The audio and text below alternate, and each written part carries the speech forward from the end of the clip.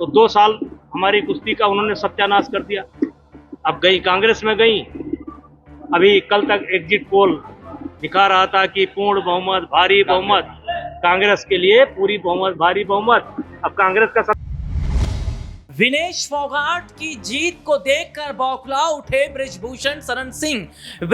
विनेश फोगाट की जीत को देखकर भारतीय जनता पार्टी में मचा हड़कंप। विनेश फोगाट की जीत को नहीं पचा पा रहे बीजेपी के बड़े बड़े दिग्गज केंद्रीय मंत्री और क्या प्रधानमंत्री नरेंद्र मोदी को भी कड़ा जवाब दिया विनेश फोगाट ने। जुलाना, वो सीट जहां पर 15 सालों से कांग्रेस पार्टी का कोई उम्मीदवार नहीं जीता था। जुलाना वो सीट जहां पर विनेश फोगाट को लेकर कांग्रेस ने बड़ा दांव खेला। और जैसा कि अपने दर्शकों को बता दें कि जब जुलाना सीट के नतीजे भी आ रहे थे, उसमें भी ये देखा जा रहा था कि बहुत बड़े हद तक विनेश आगे चलती नजर आ रही थी। कुछ एक में अंतर से वो पीछे जरूर हुई, लेकिन फिर बाद में बड़ी जीत उनकी वहां से हुई है। लेकिन उनकी जीत को क्या वाकई बृजभूषण नहीं पचा पा रहे, और क्या मुंहतोड़ जवाब उन्होंने भारतीय जनता पार्टी के नेताओं को दिया? क्योंकि इसी विनेश फोगाट को हराने के लिए जंतर मंतर पर बड़ा षड्यंत्र किया गया बीजेपी की तरफ से।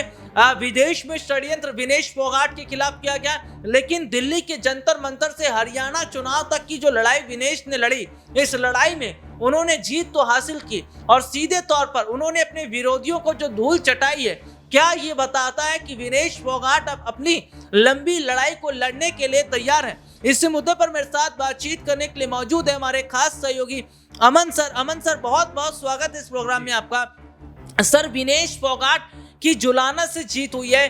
15 साल से कांग्रेस की यहाँ जीत नहीं होती, लेकिन जैसे ही विनेश जीत जाती हैं, भारतीय जनता पार्टी के नेताओं में हड़कंप, मंत्रियों में हड़कंप। बृजभूषण बौखला रहे हैं, वो तो ये कह रहे हैं कि हम तो विनेश को हराना चाहते थे, लेकिन जनता ने उन्हें जिताकर क्या मैसेज दिया है? देखिए, बिल्कुल जाहिर बात है, आपने सही कहा कि जो बौखलाहट है वो अब दिखाई पड़ रही है, क्योंकि जुलाना में जाहिर सी बात है 15 साल से, यानी 3 मरतबा से कांग्रेस पार्टी का कोई भी विधायक नहीं जीत पा रहा था। उस मिथक को या उस तिलिस्म को कहीं ना कहीं विनेश फोगाट ने तोड़ दिया है, और अपने आप में जिस तरह से उन्होंने जीत दर्ज की है वो बहुत बड़ी हो रही है। क्योंकि देखिए, आपने देखा कि संघर्ष के साथ में उन्होंने लड़ाई को लड़ा है, जद्दोजहद की है, जंतर मंतर से लेकर पेरिस ओलंपिक तक जिस तरह के संघर्ष के साथ उन्होंने अपनी यात्रा को इस मुकाम तक लेकर आया है, वो वाकई काबिले तारीफ है। और यही बात है कि बीजेपी के नेता भी उनकी तारीफ करते हुए नजर आ रहे हैं। कल भी जब वो जीत के बाहर निकलती हैं, बीजेपी नेता उनका अभिवादन करते हुए दिखाई पड़ रहे हैं, कई सारे कार्यकर्ता नजर आते हैं। तो ये अपने आप में देखिए,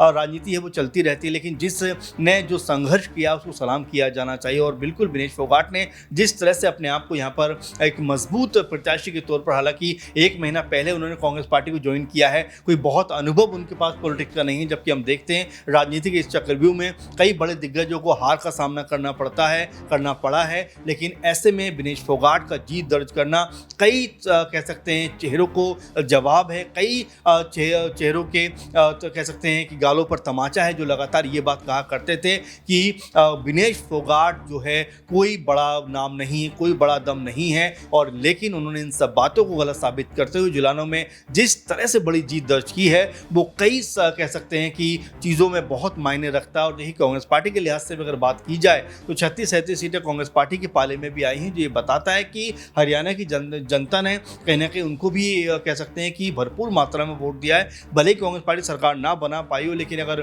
वोट प्रतिशत देखेंगे हम राहुल, तो पता चलता है कि बीजेपी और कांग्रेस एक ही पायदान पर आकर खड़े हुए हैं। ये कहीं ना कहीं अप्रत्यक्ष रूप से ही सही, लेकिन कांग्रेस पार्टी की जीत नजर आती है। ऐसे में विनेश फोगाट को लेकर जो बृजभूषण बयानबाजी कर रहे हैं, मेरे ख्याल से तो कोई मतलब नहीं है, क्योंकि विनेश फोगाट ने जद्दोजहद के बाद, अपनी मेहनत के बाद ये चुनाव जीता। और देखिए, चुनाव जीतना और चुनाव में कह सकते हैं आपको फतेह दिलवाना जनता का काम है। जनता आपके पक्ष में वोट करती है और आप चुनाव जीतते हो। लेकिन बृजभूषण जिस तरह की भाषा का इस्तेमाल कर रहे हैं, मेरे ख्याल से वो भाषा कतई ज़रूरी नहीं है, क्योंकि यहाँ पर बीजेपी भी ऐसा नहीं है कि एक तरफा जीत दर्ज की हो। आप देखिए कि कई सीटों पर अंतिम दौर तक फाइट चली है। 9 से 10 सीटें तो ऐसी हैं जो 3-4 हज़ार के अंतर से बीजेपी ने जीती है। तो ऐसा नहीं है कि बीजेपी के पक्ष में पूरी तरह से जनता का रुझान रहा। हाँ, ये बात सही है कि बीजेपी ने जीत दर्ज की है, उसको उसका श्रेय मिलना चाहिए, लेकिन जिस तरह से ब्रजभूषण जिस तरह की शब्दावली का इस्तेमाल कर रहे हैं, जिस तरह की भाषा का इस्तेमाल कर रहे हैं कि हमारा नाम लेकर जो है चुनाव विनेश फोगाट ने जीता है, मेरे ख्याल से वो बेहद गलत है। ये बेहद गलत है। क्या कह रहे हैं ब्रिजभूषण विनेश फोगाट को लेकर, जरा आप भी सुनिए। वैसे वो जहाँ जहाँ जाती है सत्यानाश ही होता है। अब कहाँ सत्यानाश होगा? जीतने के बाद देखिए, कहाँ जाएंगे, वहाँ कहाँ सत्यानाश कुश्ती होगा? में थी तो 2 साल हमारी कुश्ती का उन्होंने सत्यानाश कर दिया। अब गई कांग्रेस में गई। अभी कल तक एग्जिट पोल दिखा रहा था कि पूर्ण बहुमत, भारी बहुमत, कांग्रेस के लिए पूरी बहुमत, भारी बहुमत। अब कांग्रेस का सत्यानाश कर दिया। खुद तो जीत गई लेकिन कांग्रेस का सत्यानाश कर दिया। जब इस बार विधानसभा जीत भी जाएंगी तो कहाँ सत्यानाश होने वाला है? कई हजार विधायक हैं देश के अंदर, कई हजार विधायक हैं। बहुत तो देखा आपने क्या कह रहे हैं विनेश फोगाट को लेकर ब्रिजभूषण। और सबसे बड़ी और अहम बात यहाँ पर यह भी निकलकर सामने आती है कि क्या जिस विनेश फोगाट को विनेश फोगाट न्याय के लिए इधर उधर भटक रही थी, जंतर मंतर से हमने देखा और विदेश तक हमने देखा, उन्हें कोई न्याय नहीं मिल रहा था। सरकार उनके खिलाफ थे, मंत्री उनके खिलाफ थे, संतरी उनके खिलाफ थे, लेकिन जुलाना की जनता ने विनेश फोगाट का साथ देकर यह बता दिया कि भले ही बड़े बड़े धुरंधरों ने आपको हराने की कोशिश की हो, लेकिन जिसके साथ जनता खड़ी रहेगी उसको जीत मिलनी तय। सर, कैसे आप इस पूरी स्थिति को देख रहे हैं? क्योंकि हम देख रहे थे जंतर मंतर पर भी अपनी मांगों को लेकर बैठी थी, वहां न्याय नहीं मिल पाया, वहां पर बीजेपी के द्वारा, सरकार के द्वारा उन्हें खदेड़ दिया गया।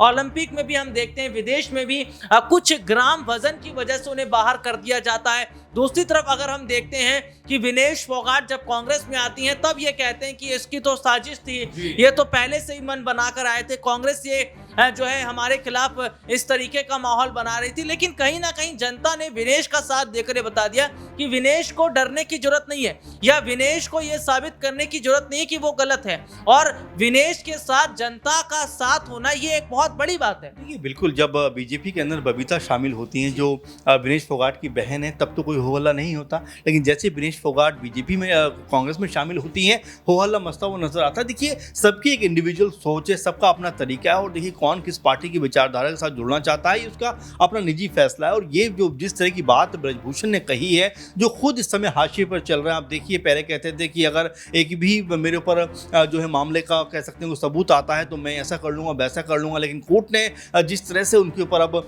कह सकते हैं ट्रायल शुरू कर दिया, वो ये बता रहा है कि ब्रजभूषण के ऊपर जो आरोप हैं कहीं ना कहीं उनके बिना पर कुछ सबूत भी हैं, क्योंकि लगातार यही बात है जो महिला पहलवान है पहले से कहती नजर आ रही थी। और जिस तरह से एफआईआर दर्ज की गई है वो भी बड़ी कशमकश की बात की गई। आपने देखा कि जब टिकट बंटवारे की बात आती तभी ब्रजभूषण का नाम निकल कर सामने आता, लेकिन जिस तरह का विरोध हुआ उसके बाद बीजेपी ने अपने पैर खींचे। लेकिन हैरानी होती है कि बीजेपी ने उनके बेटे को टिकट दे दिया, हालांकि वो चुनाव जीत गए, लेकिन जिस तरह का प्रभाव बीजेपी में उनका नजर आता है वो ये बताने के लिए काफी, राहुल, की उनका दबदबा जिस तरह का है, उनके खिलाफ कोई भी एक शब्द बोलने की हिम्मत नहीं करता है। स्मृति ईरानी बड़ा चेहरा है बीजेपी का, लेकिन आप जरा देखिए, एक बार भी उनके मुंह से उनके लिए कोई शब्द नहीं निकला होगा।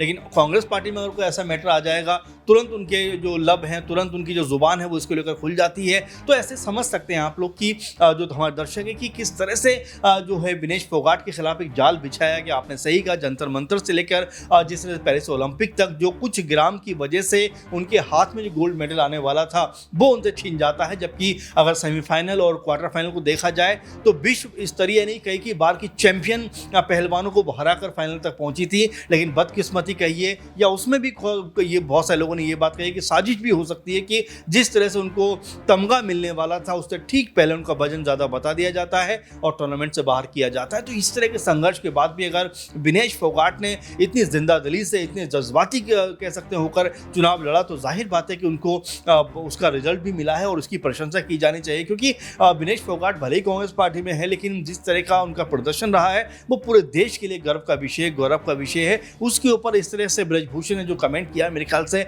इसकी कोई ज़रूरत नहीं है और बीजेपी को ऐसे बड़बोले नेताओं के ऊपर कम से कम लगाम लगानी चाहिए। क्योंकि अगर उनकी भाषा इस तरह की होती रहेगी तो चलिए, हरियाणा चुनाव उनके हाथ से नहीं निकला। लेकिन अगर लगातार इस तरह की बातें करेंगे, क्योंकि अब उपचुनाव आ गया है उत्तर प्रदेश का, तो ऐसे में बीजेपी के लिए मुश्किल हो जाएगा कि अगर उनके जो बड़े नेता हैं इस तरह की इस तरहीन बात करेंगे तो जाहिर बात है इसका खामियाजा बीजेपी को भुगतना पड़ सकता है। और देखिए सर ने बकायदा ये बताया कि अगर बीजेपी अपना बड़बोला बयान रखती है तो इसकी वजह से इन्हें चुनावों पर असर पड़ेगा, नतीजों पर असर पड़ेगा, क्योंकि जो हरियाणा चुनाव के नतीजे आए उसमें हमने देखा नायब सिंह सैनी के कई करीबी मंत्रियों को भी झटका लगा, उनके कई करीबियों को जो है बेहद बड़े हद तक अगर हम कहें तो नुकसान होता नजर आया, यानी कि बड़े अंतरों से वो भी जीत हासिल नहीं कर पाए। लेकिन सर सबसे बड़ी बात इसमें यह भी निकलकर सामने आ जाती है कि हरियाणा चुनाव के अंदर ये कहा जा रहा है कि जो नतीजे आए हैं इस नतीजे के अंदर कहीं ना कहीं एक बड़ी मिलावट तो है, क्योंकि योगेंद्र यादव का बयान जो उन्होंने भविष्यवाणी की थी कि कांग्रेस जीतेगी,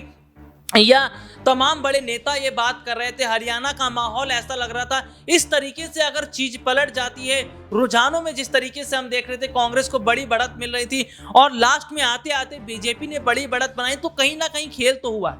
देखिए राहुल, बिल्कुल इसमें कोई दो राय की बात नहीं है। कांग्रेस पार्टी लगातार एग्जिट पोल में रुझानों में सबसे आगे दिखाई पड़ती है। शुरुआत का अगर हम 1-1.5 घंटा देखें तो उसमें भी कांग्रेस पार्टी बहुत बढ़त के साथ में नजर आती थी, 75-70 सीटों के आसपास थी, फिर घटते घटते 36-37 सीटों पर आ गई। ये अपने आप में सवाल खड़े जरूर करते हैं कि आखिर ऐसा क्या हुआ उस 1-1.5 घंटे के बाद कि लगातार बीजेपी प्लस पर चले जाती रही, वहीं कांग्रेस पार्टी लगातार कह सकते डाउन की तरफ दिखाई पड़ती रही। और इसी बात को लेकर कांग्रेसी लोग जो हैं वो यही बात कह रहे हैं कि भाई ईवीएम के साथ में कोई छेड़छाड़ हुई है, कहीं पे 99% चार्ज मिली ईवीएम, तमाम तरह की बातें हो रही हैं। लेकिन देखिए चुनाव आयोग ने भी स्पष्ट किया है कि ऐसा कुछ नहीं है, क्योंकि बड़े निष्पक्ष होकर चुनाव हुए हैं और बड़े कह सकते हैं गहनता के साथ में इसकी वोटों गिनती हुई है, तो ऐसे में संभावना इसकी ना के बराबर है। लेकिन देखिए फिर भी कांग्रेसी लोग जो यही बात पहले भी कहते रहे हैं कि भाई जहां जहां हम चुनाव जीतने की कंडीशन में होते हैं या लगभग ऐसा लग रहा होता है कि चुनाव कांग्रेस पार्टी जीत सकती है, वहां पर हमें हार मिलती है तो वो हार बर्दाश्त नहीं होती। क्योंकि आप देखिए कि 10-12 सीटें ऐसी रही जो बड़े कम अंतर से जीती गई हैं। ऐसे में अगर हम जो कह सकते हैं बहुमत का आंकड़ा है, अगर 37 सीटें कांग्रेस के पास हैं, अगर आप 10-12 सीटें मिला दीजिए तो ये तकरीबन बीजेपी से ही प्लस हो जाता है। तो यही बात कांग्रेस से कह रहे हैं कि भाई क्या कोई प्रशासनिक तौर पर कोई कह सकते हैं कि आधिकारिक तौर पर कहीं ना कहीं हमारे साथ खिलवाड़ किया गया है। अब देखिए उचाना की सीट देखिए 32 वोटों से हारे हैं कांग्रेसी जो ब्रजेश हैं वो, और ये भी कहा जा रहा है कि इस पर रिकाउंटिंग होनी चाहिए, यानी कि कांग्रेस की तरफ से लगातार इस बात की बात कही जा रही है कि भाई हमारे साथ सौतेला व्यवहार करता है चुनाव आयोग, और इस तरह की तमाम सारी बातें होती है। लेकिन देखिए चुनाव आयोग हमेशा ये बात स्पष्ट करता रहा है कि चुनाव आयोग किसी एक पार्टी का नहीं है, एक देश का है, उसके लिए सब दल बराबर हैं। लेकिन इन सब बातों के बावजूद भी कांग्रेस के जो लोग हैं वो यही बात कह रहे हैं कि कहीं ना कहीं तो कुछ गड़बड़ है, जिसकी वजह से कांग्रेस पार्टी जो बहुमत में आ रही थी वो अब एकदम से कह सकते हैं विपक्ष में बैठने को मजबूर है। तो तमाम सारी बातें, लेकिन मिला जुला कर कहा जाएगा कि हरियाणा का चुनाव बेहद सुखद और शांति पूर्वक तरीके से समाप्त हुआ। तमाम तरह से यहाँ जो प्रत्याशी खड़े हुए थे उन्होंने अच्छा प्रचार प्रसार किया और जिसके हक में जनता ने फैसला किया है वो रिजल्ट अब निकल कर सामने आ गया। अब कांग्रेस पार्टी क्या कहती है, किस तरह से आगे इन चीज़ों के ऊपर काम करती है, शिकायत पत्र दाखिल करती है, क्या करती है, देखने वाली बात होगी। लेकिन हाँ इतना जरूर कहा जाएगा राहुल की कांग्रेस जो उम्मीद में थी कि भाई हम कम से कम सरकार में आ रहे हैं, वो उम्मीद न सिर्फ धराशायी हुई है बल्कि कहीं ना कहीं कांग्रेस पार्टी की उम्मीदों पर पूरी तरह से पानी फिरता हुआ नजर आया है। तो देखिए सर ने बताया कि कांग्रेस की उम्मीदों पर पानी क्यों फिरा है और क्या कांग्रेस ने भी गलतियां की उम्मीदवारों का चयन करने में, और क्या हरियाणा की जनता का दिल टटोल पाने में उस हद तक वो कामयाब नहीं हुई है। लेकिन सबसे बड़ी बात ये रहेगी कि विनेश फोगाट की जुलाना में जो बड़ी जीत हुई है, क्या अब अपनी संघर्ष की लड़ाई को यहां से आगे बढ़ाती नजर आएंगी विनेश फोगाट? इस मुद्दे पर आपकी क्या राय है कमेंट करके जरूर बताएं। फिलहाल आज के इस प्रोग्राम में इतना ही, आपसे फिर दोबारा मुलाकात होगी, तब तक के लिए इजाजत दीजिए, नमस्कार।